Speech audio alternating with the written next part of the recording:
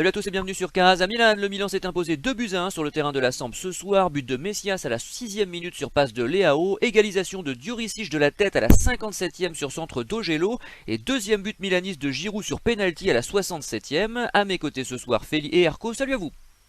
Salut. Bonsoir. Feli, on s'est posé quelques questions en début de deuxième mi-temps après l'expulsion de Leao, expulsion d'ailleurs discutable, mais le Milan a encore assuré le coup malgré une fin de match un peu agitée avec cette double occasion de Gabbiadini. Match difficile à analyser tant il a été affecté par ce carton rouge. Mais si je peux dire quelque chose, c'est que je m'attendais pas à cette soirée. Je pensais vraiment qu'on allait gagner cette Sampdoria que je sais faible depuis le début de la saison. D'ailleurs, elle n'a gagné aucun match. Et le début de match laissait entendre qu'on allait tranquillement dérouler. Et on aurait dû d'ailleurs tuer le match bien avant la mi-temps, puisqu'on a eu de nombreuses occasions. Encore une fois, souvent je déplore le nombre d'occasions menées qui ne finissent pas, qui n'aboutissent pas en occasion réelle. Parce qu'on arrive souvent à mener la balle jusqu'au dernier tiers, mais on pêche souvent à la dernière passe, au dernier tir. Et ce soir, ça n'a pas manqué.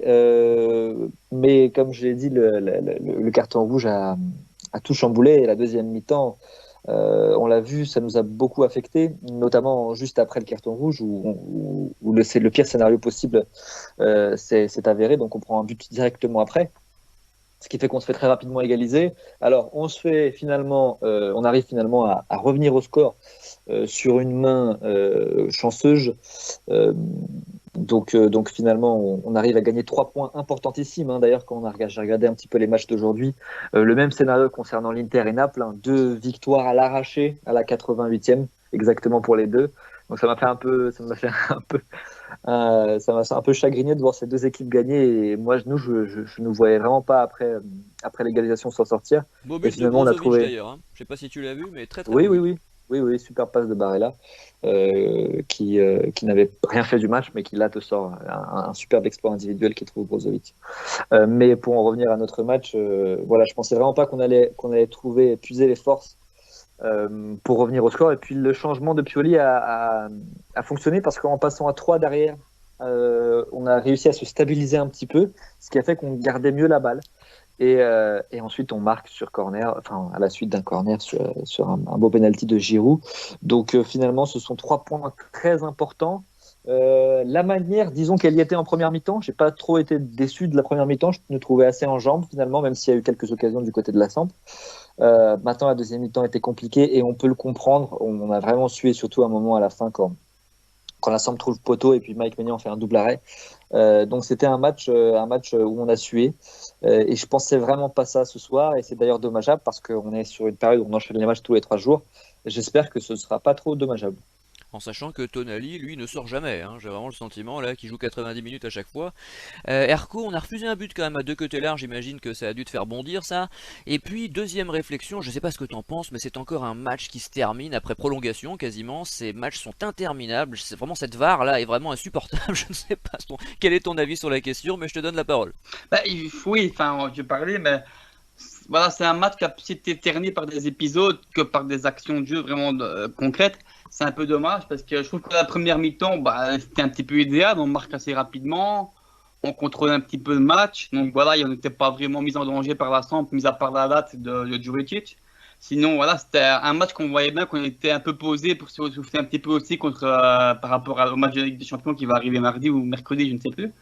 Donc voilà, c'était un match comme ça. Et puis voilà, moi le 0-2, le but annulé. Et c'est pas parce que c'est de Cotelard que je dis ça, mais annuler un but pour un hors-jeu de 0,2 mm, je vois vraiment pas l'intérêt. C'est vraiment tuer le football offensif. C'est impossible pour un attaquant de jouer comme ça.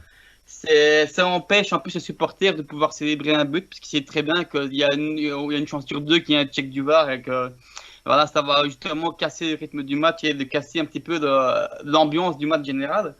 Et le problème, c'est que voilà, ça, comme j'ai dit, ça a bien effectivement cassé le rythme du match, parce que justement après ça, ben, les joueurs ont un petit peu de mal à s'en remettre, aussi bien ceux de la Samp que du Milan. Et la première mi-temps a été monotone par après, parce que c'était juste jouer à la balle, faire tourner un petit peu le ballon. On avait clairement perdu le rythme. C'est ce que je trouve dommage, et même mentalement, je pense que c'est aussi un peu bizarre pour les joueurs du Milan, parce que voilà, tu passes de 0-2 au plein de confiance pour commencer la deuxième mi-temps, à un 0-1 un petit peu tendu, un peu énervé, pour vraiment un hors-jeu, pour moi, je ne considère pas ça un hors-jeu. Pour moi, c'est inexistant, parce qu'à ce niveau-là, il ne faut pas exagérer. Il devrait quand même établir quelque chose. Mais ce qui m'énerve le plus, c'est que depuis cette année, c'est un règlement européen, donc justement, pour tous les grands, enfin, pour tous les championnats en général, c'est qu'une décision du VAR doit arriver rapidement. Normalement, on n'a plus le droit d'attendre 5 minutes pour avoir une décision comme c'était fait ici par 2 fois. Eh ben, ici, les 2 fois à demi-temps, ben, c'est ce qu'il y a eu. Donc, c'est très frustrant, c'est que ce soit pas respecté en Italie. C'est justement, comme je l'ai dit, c'est un petit peu tuer justement le supporter, l'amour qu'il a pour le football. Et que ce soit pour l'attaquant qui est frustrant parce qu'il a peur de faire un appel de balle et d'être hors jeu, ou un hors jeu qui a, comme je l'ai dit, est totalement ridicule. Et pour le supporter, parce qu'il ne sait pas s'il doit justement se lever pour être content ou s'il doit avoir le doute d'attendre que l'arbitre siffle quelque chose. Et en deuxième mi-temps, ben voilà, on a eu rapidement une carte rouge un petit peu débile de Léao, parce que certes, on peut considérer ça comme un peu sévère, mais quand tu as une carte jaune, que tu as un gros match qui arrive contre Naples la semaine prochaine, et que tu sais très bien que tu es dans un rectangle, tu es marqué par un adversaire, tu ne payes pas une retournée avec ton pied qui est à 2 mètres de haut. Alors certes, ça peut paraître un peu sévère, j'estime que c'est discutable, parce que voilà, il y a quand même un jeu dangereux qui est réel. C'est quand même pris un bon gros coup de protège tibia dans la tête, ça ne doit pas faire du bien. Donc voilà, et puis Léo n'a pas raté, je pense que lui-même c'est bien qu'il a fait une petite boulette.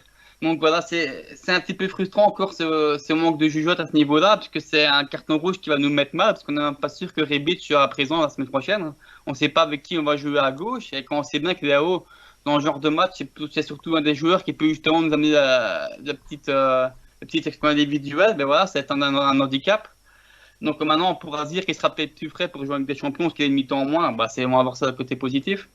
Et le reste du match, oui, ça a été plutôt bien géré, je trouve, par Pioli, parce que j'ai pas remarqué qu'on était à rigueur de cas à 10 par rapport du côté de Sampdoria. Tactiquement, je trouve que ce qu'il a apporté, la défense à 3, ça a été le 3-4-2, plus ou moins, qu'il a Et on a apporté, je même pense. fini avec un milieu à 3.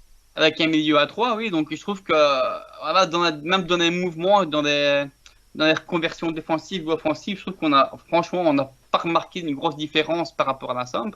Même si, évidemment, sans être méchant, ce n'est que la Samp, qui est quand même sur une série de 3 défaites pour l'instant en championnat. Donc, mais voilà, il fallait quand même le faire, surtout qu'elle a quand même repris confiance par après ça. Mis à part la grosse occasion qu'ils ont eue en fin de deuxième mi-temps, qui va sur le poteau, où Ménian a sauvé une fois aussi, ben, hormis ça, ils n'ont pas été si dangereux que ça. Donc ça veut dire que la mise en place de la tactique de Pioli a marché. Et c'est aussi s'adapter dans la difficulté aussi.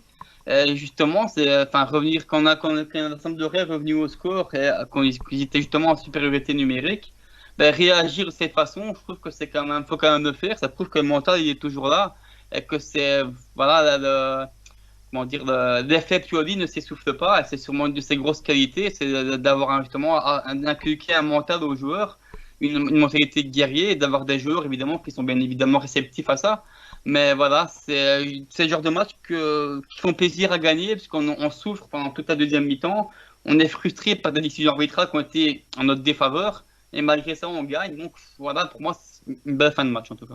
Alors à noter que les cartons sur les retournés, c'est la jurisprudence Lilian Lasland dans un match de Ligue des Champions de la JOCR au milieu des années 90, on doit être en 96, 97, un truc comme ça, j'ai oublié, je crois que c'était contre Dortmund. Maintenant je vais donner la parole à Félix, je crois qu'il veut réagir sur la VAR. Oui, la VAR. Je voulais juste dire que ce match, c'était peut-être la pire publicité qu'on puisse faire pour la VAR. Moi qui suis plutôt pour l'assistance vidéo, ce soir, je trouvais qu'elle a été très mal utilisée et je trouve qu'il y a encore eu des erreurs. Alors pour moi, autant je trouve que le carton rouge de Léo est légitime et pour autant, j'en veux pas spécialement à Léo parce que le retourner, c'est le geste le voulait, mais par contre, il met un vrai KO au défenseur de la Samp. Donc, même s'il n'avait pas un carton jaune, ça aurait pu être presque un rouge direct parce que franchement, il lui met vraiment dans la tête et c'est très très dangereux. Alors, certes, il n'y a pas attention, mais c'était très très dangereux. Mais pour autant, Léao, c'était le football qui voulait ce geste-là. Donc bon, c'est dommage parce qu'on va louper le Naples, mais pour autant, ce n'est pas là que j'en veux particulièrement à l'arbitre et à la VAR, mais chaque but est revu. Et moi, je trouve que le but de la Samp, il faudrait le revoir. Hein, mais pour moi, il y a hors-jeu. J'ai pas compris. Faut que je revoie le Samp, mais Pour moi, il y a clairement hors-jeu. Même pour nous, je trouve qu'il y a eu des Il y a décisions faute en de notre marquage faveur. aussi, hein. Je sais pas si c'est Calabria ou Tonali, mais il est entre les deux Je sais joueurs. pas. Oui, oui, il y a faute de marquage, mais pour moi, Juricic est un peu devant. Sur la fin, Kier, ça aurait pu siffler penalty aussi contre nous. Il y a plein de moments comme ça où l'arbitre a complètement vrillé sur la fin et mais l'arbitre a vraiment perdu la rencontre. Et je trouve que ce match a été terni par aussi la prestation arbitrale qui a été mauvaise. Et certes, il voulait peut-être jouer rapidement la VAR, mais ça, à chaque fois, ça a été employé à mauvais escient. Donc vraiment, ce soir, je suis vraiment déçu, mais pas surpris, encore une fois, de la façon dont la VAR a été utilisée. Moi j'ai toujours dit que si il y avait comme ça des arrêts de jeu de 7-8 minutes, parce que je crois qu'on a atteint les 8 minutes vu qu'il a rajouté du temps à la fin, systématiquement il fallait clairement annoncer la couleur et dire que les matchs maintenant ne dureraient plus que 80 minutes plus la VAR. Voilà, comme ça on atteindrait les 90 minutes qui existaient précédemment. Parce que moi les arrêts de jeu de 7 minutes, comme ça, si souvent, j'ai jamais vu ça de toute ma vie de supporter de foot, hein. C'est vraiment hallucinant. Il y avait eu le fameux PSG Real de 93, on s'en souvient, avec Comboiré, Casque d'Or, mais c'était rarissime quoi. Et là c'est vrai que les matchs s'éternisent, c'est insupportable. Dernier point quand même que je voulais rajouter, certes la Samp n'a pas été souvent dangereuse, mais les rares fois où ils se sont approchés de notre but, ils l'ont été réellement. Parce que à la 11e minute, cette belle frappe enveloppée de Juricic sur la barre était pas loin de faire mouche, hein. Maignan était battu. Et enfin, la double occasion que je rappelais tout à l'heure pour Gabbiadini en fin de match, bien repoussée par Maignan, c'était à la 87e. On a eu chaud, hein. Il s'en est fallu de peu, donc c'était pas forcément acquis d'avance cette victoire. Mais clairement, le Milan a été très supérieur à son adversaire dans l'ensemble. On passe à l'homme du match, Derko. Ouf, j'ai une ou deux petites hésitations, donc, mais je vais quand même partir sur Giroud, parce que voilà, c'est quand même un homme providentiel. Il a contribué avec Léao et De Ketelaere au premier but, en tout cas. C'est la passe qu'il a fait, la première passe qu'il fait à De Ketelaere. Oui, ça, De Ketelaere, elle est géniale. Il l'a dans le dos, il ne le voit pas, il sait très bien qu'il est là. Et la petite passe qui a l'air un petit peu anodine comme ça, il n'y a pas beaucoup de joueurs qui auraient pu la faire, parce que voilà, justement, faut sentir le jeu et ça, il le fait très bien. C'est un joueur qui a encore une fois beaucoup apporté dans le pivot et dans la combativité. Et c'est un joueur qui, malgré un peu son âge avancé, il a un apport dans le jeu et un volume de jeu pardon, qui est assez exceptionnel parce qu'il n'arrête pas du début à la fin. On voit qu'il joue avec ses tripes le dernier quart d'heure, quand il y a un peu plus, mais il y va quand même, il fait quand même ses sprints quand il le faut. Et le penalty, plein de sang-froid qu'il arrive à faire aussi en fin de match comme ça, faut Très bien tiré, hein. Très bien tiré en pleine lucarne, donc il faut encore avoir la lucidité de le faire à ce moment-là du match, sans compter avec la pression, un peu c'était du côté de la Samp, je pense, donc voilà, faut quand même réussir à faire. Et c'est un joueur enfin, je vais pas dire qu'il cesse de m'impressionner, mais qui arrête pas de monter encore de mon estime, parce que enfin, je comprends pas comment il peut être autant critiqué en France, comment il peut être aussi mal aimé dans son pays, même si je sais que ça vient d'une certaine raison. Mais voilà, c'est un joueur qui a vraiment des qualités, soit techniques ou en tout cas surtout tactiques aussi, qui sont Et vraiment humaine, impressionnantes. parce que c'est un bon gars, Giroud. C'est un Oui, type, c'est un joueur, tu vois, c'est pas un ouais. kéké, c'est pas un type qui se la raconte, c'est un vrai joueur de foot professionnel qui fait son boulot, qui le fait bien, qui met pas la merde dans le vestiaire. Et c'est vrai qu'on apprécie ce genre de joueur, il a une bonne mentalité. On dit souvent qu'on manque d'hommes de qualité dans le football actuel, lui en est un. Oui, il est en plus, il est toujours là à encourager les autres joueurs. C'est très rare qu'il en engueule un. Il est toujours là justement à soutenir les jeunes. Donc oui, c'est un joueur qui est assez important dans un tout autre profil donc, qu'Ibrahimovic, mais c'est aussi un des leaders du vestiaire, ça j'en doute pas.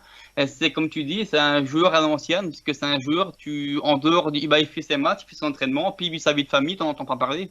Donc comme tu dis, c'est un gars, en tout cas, c'est un ressenti qui a l'air relativement chouette même en dehors. Et voilà, c'est vraiment un joueur qu'on a vu pour enfin, quasiment zéro et qui a vraiment pour le coup fait mentir beaucoup de gens parce que je pense que moi en premier j'étais assez sceptique à son arrivée et finalement comme j'ai déjà dit dans les 10-15 dernières années c'est peut-être le meilleur attaquant qu'on a eu au Milan avec Ibra évidemment donc voilà c'est une très très belle surprise et j'ai appris à découvrir un très grand champion et j'ai beaucoup de chance de pouvoir le voir jouer au Milan en tout cas. Et puis peut-être un peu avec Inzaghi aussi quand même, parce que les 15 dernières années, Pipo était là. Mais Ouais, effectivement, clairement. Giroud est un très bon attaquant, c'est sûr. Et c'est vrai qu'on n'a pas eu énormément de très bons attaquants, tu fais bien de le rappeler. Le numéro 9 était maudit, on l'a même rappelé lors de la dernière émission. Quel est l'homme du match de Feli? Alors, c'est encore une fois particulièrement dur à dire parce que je n'ai pas trouvé un joueur étincelant et de l'autre sens aussi, j'ai pas trouvé un joueur particulièrement Oui, mauvais. un peu meilleur Alors, que les autres, dirons-nous. Certes, il y a eu un joueur qui était très très bon, qui surnageait en première mi-temps, et c'était Léao. Mais force de constater qu'il n'a pas pu jouer la deuxième mi-temps à cause de son rouge. Quand Léao a une proie, je l'ai dit sur le forum, mais quand Léao a une proie comme Berezinski en latéral droit, bah, il marche sur le terrain. Et il a fait une passe décisive pour Messias, mais il aurait pu en faire une pour Deketela, une ou deux pour Giroud, et il aurait pu finir la mi-temps avec 3 passes D. Ah mais il est décisif à tous les matchs ces derniers temps là, hein. Ça fait Ah 3-4 ouais, matchs, il est passeur, buteur, ça n'arrête pas, hein. il a complètement lancé sa saison. Et si on peut parler également du match en Ligue des Champions, pareil, il a encore fait une passe décisive pour Makers. Il fait marquer nos alliés droits. Donc là, il passe encore Ah un c'est une autre performance cap. ça. Ah bah voilà, il a fait marquer Makers, ce qui est pas simple. Et là, il fait marquer Messias. Donc on peut le souligner. Mais bon, je voulais surtout souligner également l'apport du milieu de terrain que j'ai trouvé bon. Le double pivot Tonali-Pobega, que j'ai trouvé très intéressant, très solide. Alors il y a eu quelques imprécisions, mais je trouve que physiquement et techniquement en première mi-temps, ils ont vraiment été forts.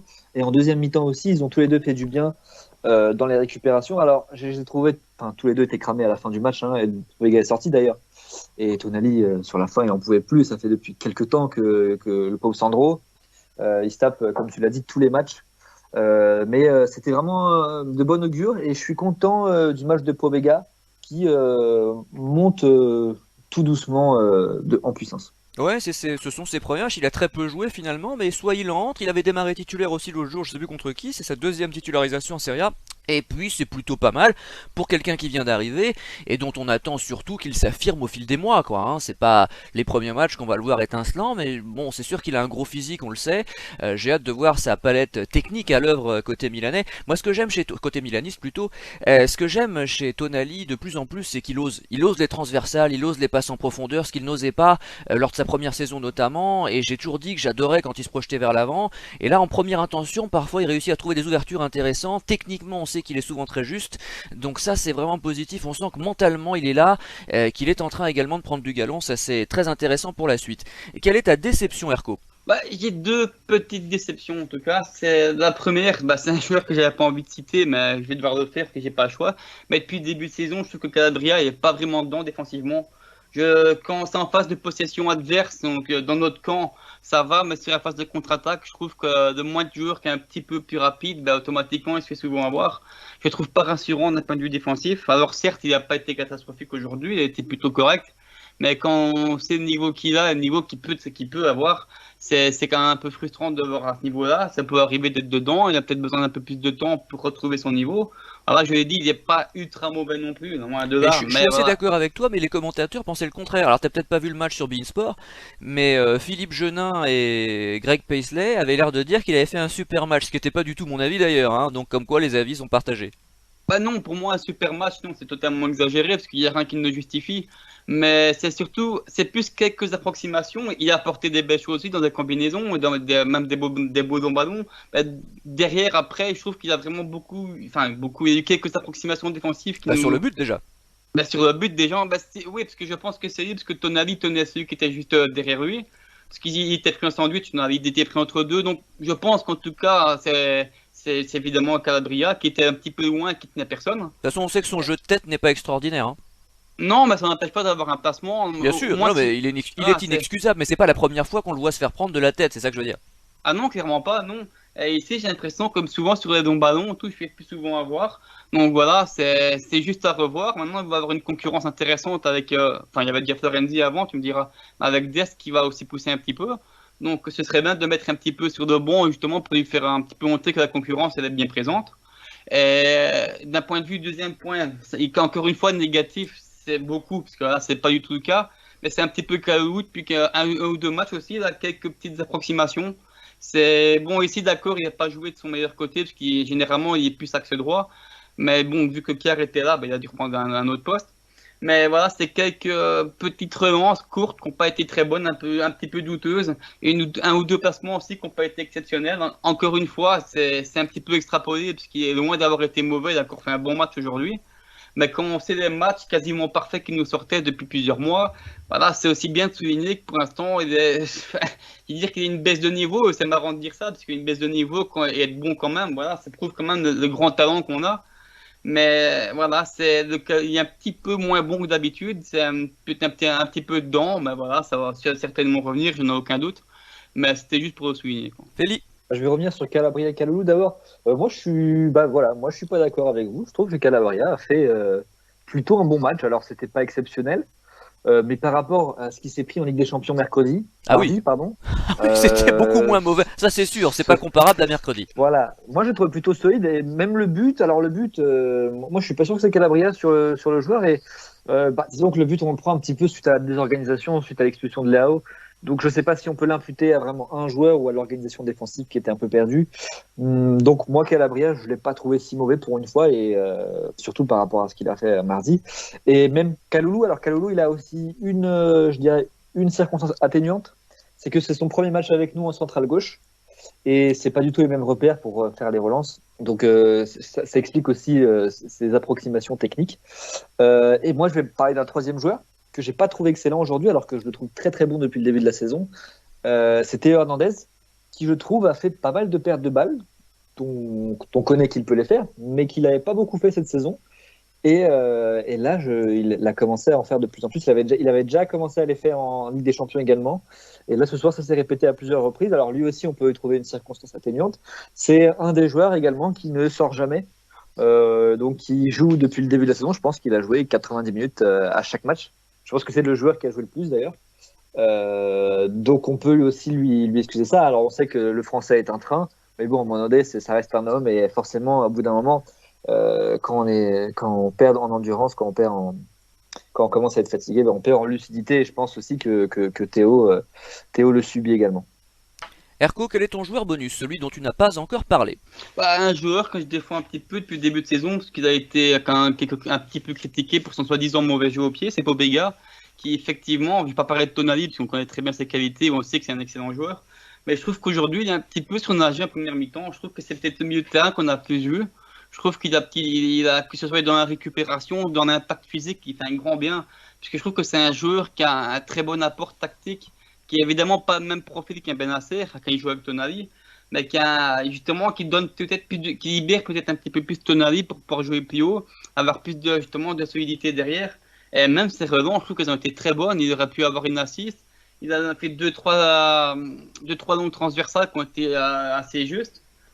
Il aurait pu aussi avoir un but, il aurait pu, non, mais je veux dire, c'est sur la carte rouge de Leao. Voilà, même si le jeu était arrêté, je pense pas que le gardien l'aurait eu, parce qu'elle était parfaite, elle était à terre, à ras du poteau, avec une bonne puissance. Donc voilà, c'est un joueur aussi qui monte en puissance, qui a été, comme je dis, critiqué par certains. Je ne mets pas tout le monde, évidemment, qui est critiqué par certains qui aiment bien critiquer vite les joueurs. Non, mais ça, c'est l'italophobie qu'on peut croiser parfois sur certains forums francophones, Oui. mais c'est rare. Dans l'ensemble, les gens l'apprécient, Pobega. Tu sais, en Italie, il a plutôt une bonne cote, et puis d'ailleurs, l'entraîneur du Torino voulait le reprendre, et on voit que c'est un joueur de qualité. Je veux dire, ces différentes interventions là depuis le début de saison sont plutôt bonnes, hein. C'est pas extraordinaire, bien Ouais, sûr, mais c'est plutôt positif et encourageant pour la suite. Après, j'arrive pas à savoir si c'est un Deschamps ou un De Rossi, on verra bien. C'est un joueur de devoir prioritairement. C'est d'abord encore une fois, je le disais tout à l'heure, un gros physique, une grosse endurance, un gros volume de jeu. Après, j'attends de voir ce qu'il est capable de faire balle au pied, mais c'est plutôt meilleur que ce qu'on m'avait annoncé effectivement. Bah oui, puis moi ce que j'aime bien, c'est que c'est un profil différent. C'est bien d'avoir plusieurs profils différents. On a quand même un gros choix ici dans l'équipe, c'est une des qualités qu'on a. Il apporte vraiment quelque chose et je trouve qu'il y a beaucoup de personnalité. Parce que voilà, c'est un match qui n'a pas été évident non plus, parce que comme je dis, via les épisodes, et c'est un joueur qui, voilà, malgré les critiques qu'il a eues sur son jeu au pied au début de saison, qui n'a pas eu peur de se montrer. C'est toujours lui à faire des appels de balles. Pour moi, en tout cas, il n'y a pas de stats, mais en tout cas, de ce que j'ai ressenti, j'ai l'impression que c'est peut-être lui qui a touché plus de ballons sur cette première mi-temps. Voilà, sa première mi-temps m'a relativement marqué positivement, parce que je trouve qu'il a vraiment été omniprésent, et il aurait même, il n'aurait pas pu marquer, mais je veux dire, il aurait même pu être ponctué d'un but, ça aurait été mérité. C'est vraiment un profil, c'est pas, je dirais, ni De Rossi, parce que voilà, c'est un profil un peu différent. C'est parce que ça fait longtemps qu'il n'a pas vu un milieu qui peut justement, en tout cas chez nous, récupérer autant de ballons aériens. Parce que d'habitude, c'est plus nos défenseurs qui s'en occupent. C'est quand même longtemps qu'on n'a pas eu un joueur au milieu de terrain qui était capable de récupérer les ballons de la tête et de gagner les duels. Ambrosini, clairement, qui est parti en 2013. Bah voilà, il y a longtemps, c'est ce que je disais. Donc c'est bien de revoir un profil de joueur comme ça. Et c'est vrai que maintenant que tu en parles, Ambrosini, il y a quand même des similitudes avec lui. Bah oui, bien sûr. J'espère qu'il montera en puissance et qu'il jouera Bah comme attends, lui. et s'il atteignait le niveau d'Ambrosini, alors là on serait ravis, parce qu'un milieu comme ça fait longtemps qu'on en a pas vu, hein. Ah ben ça arrive tous les 20 ans aussi. Donc parce que, comme tu dis, c'est un profil un peu qui était relativement Ah bah pour rare. moi, Ambrosini est un grand milieu de terrain, attention, hein, c'est pas juste un bon joueur. J'ai toujours Ah non, non, je suis considéré que d'accord sa avec carrière toi. avait été gâchée par les blessures, mais Massimo Ambrosini sur le plan tactique, sur le plan physique, sur le plan même technique, je me rappelle la Ouais, passe décisive c'est qu'il vrai. faisait par exemple à Giraldino sur le troisième but contre Manchester en demi-finale retour 2007, et le secteur aérien bien sûr dans lequel il surclassait ses adversaires, c'est un phénomène, et on l'a trop souvent sous-estimé Ambrosini, parce que évidemment à l'époque Gattuso, Pirlo, Zedorf, début des années 2000, il était remplaçant, mais prioritairement parce qu'il était blessé. Et c'est incroyable qu'en 2007, on l'ait retrouvé comme ça au sommet, et il fait partie de ceux qui ont stabilisé le milieu de terrain, avec justement Gattuso et Pirlo, et qui ont permis au Milan d'aller remporter sa Ligue des Champions à Athènes. Bah oui, mais c'est ça qui était marrant, c'est comme Brosini, c'était un joueur, c'était le milieu de terrain le plus polyvalent qu'on avait. Mais la malchance, c'est que techniquement, bah, le meilleur, tu avais Pirlo et tu avais Zidorf. Et d'un point de vue défensif, tu avais un monstre aussi comme Gattuso. Or, comme Brosini, pour moi, c'était peut-être même le mix des trois. Dans le Ouais. sens, d'un point de vue équilibré, c'est peut-être la malchance qu'il a eu, c'est de tomber sur des extrêmes à chaque poste, qui a peut-être pas pu justement être le meilleur à un endroit, parce qu'il était bloqué par trois joueurs qui étaient aussi exceptionnels. Bah, il n'a pas été bloqué Ouais. longtemps, hein, parce qu'il a Ah non, fini mais par bon, les rejoindre et même par les surclasser, parce que c'est souvent le meilleur sur le terrain. En 2007, Ambrosini est, à mon avis, meilleur que Pirlo, Gattuso et Zedorf sur les... Ah, bah, c'est assez discutable, hein, je veux dire, faudrait revoir les matchs, ouais, etc. ouais, je Mais suis enfin, en tout cas, il d'accord, fait ouais. partie des tout meilleurs. Je me rappelle contre Manchester, je crois que c'était le mieux noté à l'équipe, par exemple. Et c'était vraiment un super joueur. Après, on est très optimiste sur Pobega, mais sachons raison garder. Oui, évidemment. Pobega est jeune, en début de carrière. On lui souhaite de s'affirmer dans cette équipe et d'apporter surtout, hein, déjà physiquement, parce qu'avec le départ de Kessie, on manque d'impact physique dans l'entrejeu. Je pense qu'il répondra présent de ce point de vue-là. Mais enfin, si ça devenait le nouvel Ambrosini, alors là, on serait aux anges. Mais enfin, soyons raisonnables et Voilà, on patients. va redescendre un petit peu sur Terre. Et donc, ben voilà, donc juste pour souligner que pour moi, Pobega, peut-être j'aurais bien voulu le mettre dans les hommes du match. Voilà, j'ai pas pu parce que Giroud a encore été un petit peu au-dessus par rapport à ce qu'il a porté. Mais en tout cas, il était dans les trois meilleurs facilement aujourd'hui. Bon, j'aurais peut-être pas été moi-même jusque-là, mais j'apprécie ton optimisme.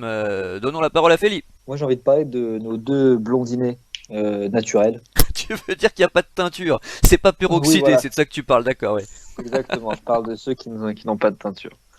Je parle de Deketela, qui, encore une fois, je trouve trop timide. Alors, encore une fois, il est décisif. Sur le but, il fait une passe qui va permettre de libérer Léao. Comme il l'a fait en Ligue des Champions, d'ailleurs, à la même chose, hein. Je pense on peut faire la même analyse pour Deketela ce soir et mardi. C'est-à-dire qu'il sur le but, il est décisif. Il fait un geste qui va permettre d'ouvrir la situation. Mais sinon, en dehors de ça, il est transparent et trop timide. Je trouve il demande trop peu le ballon pour les qualités qu'il a. Alors, on sait que c'est une menace dans la surface et on a vu il aurait pu marquer. Mais je trouve qu'il se perd un petit peu trop dans la surface. Alors, je ne sais pas si c'est une consigne de Pioli ou pas, mais c'est dommageable quand on connaît les qualités du joueur. Et des fois aussi, je trouve que quand il a la balle, il s'entête trop à vouloir passer les joueurs tout seul. Alors, je trouve que des fois, il n'est pas forcément aidé par ses coéquipiers qui le lâchent un peu. Mais oui, je trouve Deketer encore un petit peu trop timide. Alors, on est toujours qu'au début de sa carrière milanaise.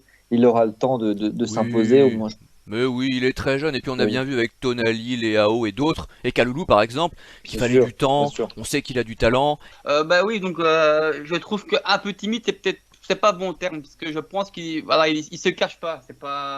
Je pense que c'est évidemment un problème d'acclimatation. On sait très bien qu'il vient d'un petit championnat. Oui, faut utiliser des mots justes. Bon, bah, la Des petits Serie A est championnats. un petit championnat aussi, si c'est que ça, hein. Faut regarder les Oui, mais résultats en Ligue bon, des la Champions, hein. Belgique alors, oui, mais alors la Belgique c'est un très petit championnat. Alors. Donc, bah non, mais Je c'est ne pas suis pas méchant. le championnat belge, je ne sais pas quel niveau il a. Bah, c'est en dessous de la Ligue 1, donc tu vois, D'accord.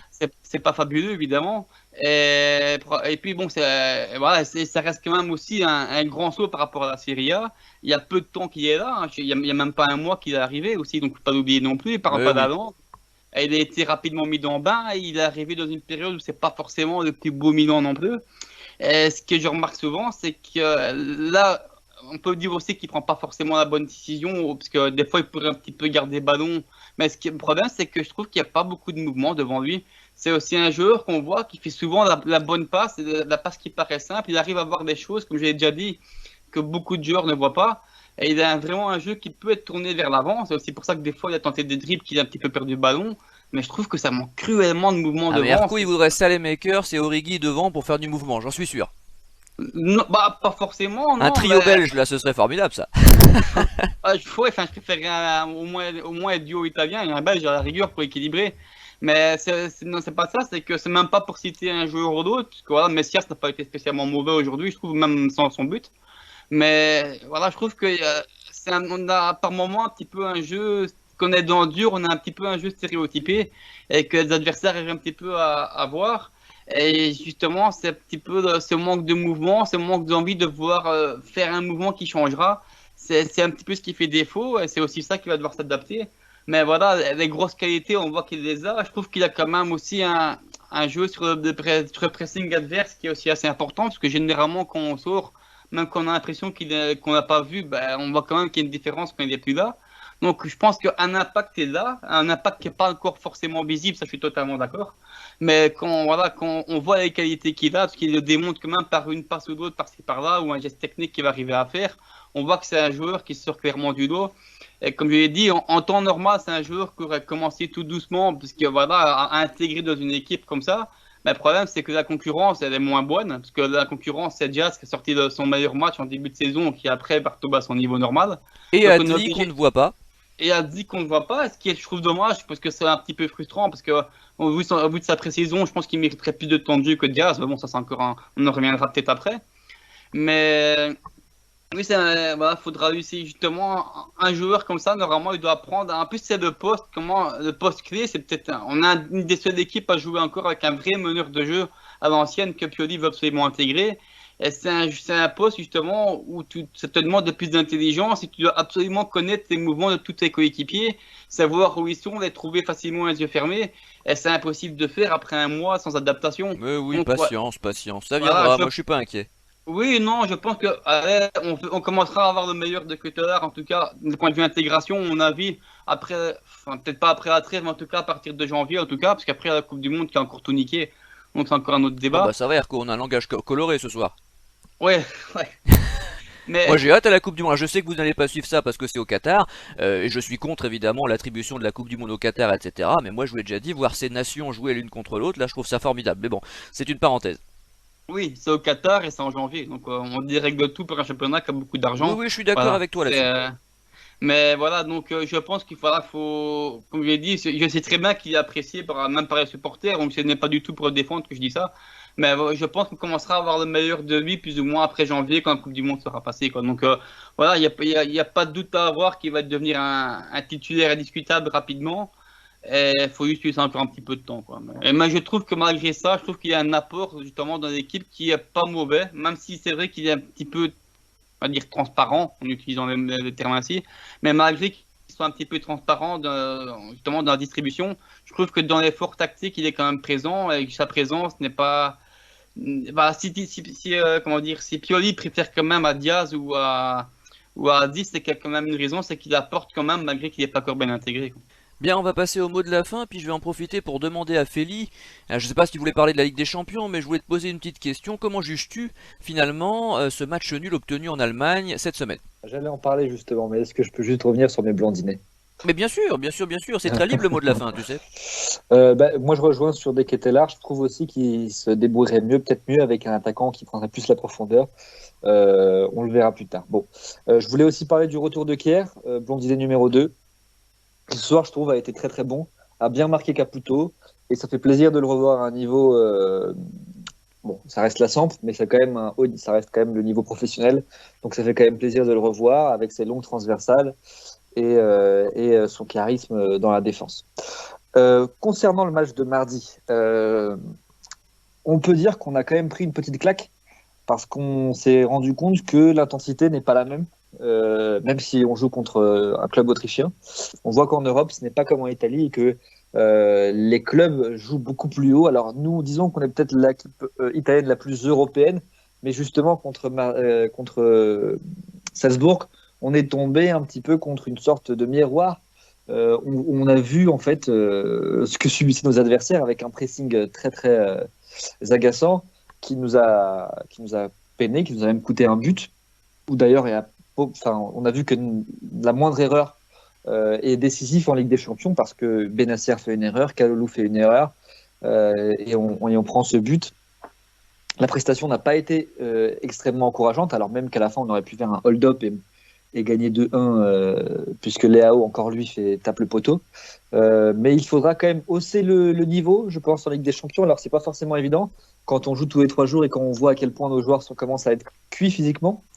Mais il faudra hausser le niveau parce qu'on voit que le Dynamo Zagreb, finalement, notre adversaire mercredi, a battu Chelsea. Donc ce n'est pas un adversaire à prendre à la légère, même si Chelsea était dans une crise. Donc il faudra élever le niveau parce que si on passe retrouver encore une fois le dindon de la farce comme l'année dernière, et surtout que cette année on n'a pas vraiment l'excuse du groupe de la mort, il faudra hausser le niveau. Et je pense que les joueurs en sont conscients. Mais que c'est surtout une question physique. Et je pense que le roulement de tous les 3 jours va beaucoup nous impacter. Ouais, je te remercie de m'avoir corrigé. Effectivement, Salzbourg est une ville autrichienne et non allemande, mais c'est à la frontière, alors j'étais pas loin, ça s'est joué à quelques kilomètres. Erko, quel est ton mot de la fin? Enfin, c'est un petit truc qui m'énerve un petit peu ces temps-ci, c'est évidemment la mode des réseaux sociaux. Mais je trouve je ne sais pas si c'est dû qu'en Syrie ou si c'est comme ça partout, mais c'est la critique qui est devenue tellement facile. Et justement, le retournement de veste à chaque semaine en fonction du résultat ou du match du joueur. Quand je vois, je vais pas citer le nom de joueur parce que c'est le cas avec tout le monde, mais on n'a même pas le temps d'essayer des lancers qui sont directement critiqués. Ici, je vais parler par exemple avec De Ketelaere parce que c'est un cas qui m'a un petit peu marqué. Au tout début de son premier match, ces 2 premiers matchs où il est rentré. On a dit qu'on a vu qu'il avait des grosses qualités, qu'il a fait des bonnes rentrées. On voit là, oui, le Prince va arriver. Alors, même en Belgique, on disait, oui, il a fait de très gros débuts et très apprécié en Italie. La semaine d'après, il est titulaire. Il fait un match un petit peu moins bon, voilà, dû aux arguments précédemment qu'on a cités. Et directement, tu vois les supporters évidemment, je prends pas les supporters référents, ceux qui vont sur les réseaux sociaux, mais qui vont commencer à critiquer, à dire qu'il n'y a pas de potentiel. Non, mais ils ont 10 ans, ceux-là. Non, non, je te jure que non, c'est des adultes. C'est peut-être ça qui est encore pire, qui fait un petit peu peur. C'est évidemment, j'espère que les gens qu'on voit là, c'est pas les gens qu'on voit dans les stades. C'est surtout des gens qui veulent se défouler. Mais voilà, c'est quand même, je pense que c'est aussi des joueurs peuvent ressentir ça aussi. Et c'est totalement ridicule d'avoir un petit mouvement de masse qu'il fait, parce qu'ils sont quand même quelques-uns. C'est pas non plus un joueur, un supporter qui est pris à part. C'est plusieurs qui pensent ça. Et qui attendent de moins de petits matchs ratés, de moins de petits déchets pour critiquer. Et ça va pour tout le monde, ça va pour les nouveaux étrangers ou même pour notre capitaine. Chimenian fait un jour une boulette, tu peux être sûr que le lendemain, il va être critiqué sur les réseaux, sur Internet. Et les médias jouent aussi leur rôle là-dedans. Je trouve que les médias ont tendance aussi à surexposer une erreur ou une mauvaise rentrée. Oui, mais c'est la société du zapping, on vit dans un monde de consommation intensive et rapide, c'est d'ailleurs ce que je dis dans mon dernier article, et on s'inscrit plus sur le long terme, on prend plus de recul si tu veux. Donc ça correspond à ce que tu dis, effectivement. Après, est-ce que c'est généralisé? Je sais pas, faut pas prendre Twitter pour la réalité de ce que pensent les gens. Sincèrement, on l'a bien vu d'ailleurs dans certaines élections, t'as des gens qui étaient très bons sur Twitter et qui ont fait des pourcentages ridicules. Donc c'est sincèrement pas, à mon avis, ça reflète pas, je pense, l'opinion des supporters de San Siro. Non, évidemment, mais comme je l'ai dit, il n'y a pas que les supporters, les médias s'y mettent aussi. Et le problème, c'est que je trouve que de plus en plus de médias sont des partis pris, c'est-à-dire qu'ils ont chacun un club référence. Du tout, manque totalement d'objectivité. Et le problème, c'est que nous, les médias, enfin, entre guillemets, on en a besoin, parce que c'est un petit peu ce qui nous fait suivre le football aussi, parce qu'il n'y a pas que ce qu'il y a sur le terrain, on aime bien suivre ce qu'il y a aussi en dehors, on aime bien aussi voir, justement, lire des résumés, voir un petit peu des critiques envers nos joueurs, et je trouve que c'est un petit peu frustrant aussi, parce que je trouve qu'on n'avait pas tout ça avant. Moi, à l'époque du télétexte, par moment, ça me manque. C'était quelque chose de beaucoup plus simple et voilà, on allait à l'essentiel. Donc voilà, c'est Erko pédale encore chez lui pour avoir de l'électricité, il faut le savoir. Ah, c'était chouette que t'avais locomotive à vapeur et tout. Ah non, mais moi la nostalgie ça me va. Enfin, il y a quelques évolutions positives, mais je comprends ce que tu veux dire sur l'évolution des mentalités sur Internet en tout cas. Oui, on le constate tous, c'est sûr. Voilà, donc c'était juste pour signer cette petite frustration voilà, c'est une évolution aussi qui n'est pas que dans le monde du football, hein, je pense, c'est généralisé dans la vie actuelle. C'est un petit peu frustrant parce même dans le football, avec toutes ces, même, voilà, des règlements qu'on nous sort, des VAR, qui sont de plus en plus sévères, etc. Je trouve qu'on vit dans un football qui est de plus en plus aseptisé et qui est de moins en moins agréable d'avoir et qui a peut-être risqué de, je pense, un jour quand même, de tous les anciens, en tout cas, de devoir un petit peu déconnecter du football qui n'est plus le même, qui va 30 ou 40 ans. Je ne parle pas de niveau technique. Évidemment, ce que ça, les joueurs évoluent, c'est tout à fait normal. Mais d'un point de vue perception du football, en tout cas, actuel, n'est plus ça qui était avant. C'est un petit peu dommage. Je trouve que la passion du vrai football est un petit peu perdue. Bah écoute, c'est un peu triste cette fin d'émission, on a quand même gagné, on va le rappeler, on est en tête du classement, là ça y est, on a rejoint le Napoli, qu'on va jouer donc dimanche prochain, donc nous serons certainement présents hein, ce dimanche là pour la réception du Napoli. Match en fin d'après-midi contre Zagreb cette semaine mercredi, donc nous verrons si tout le monde est disponible. Bonne soirée, bon week-end, à très vite, salut! Ouais, salut! Ciao.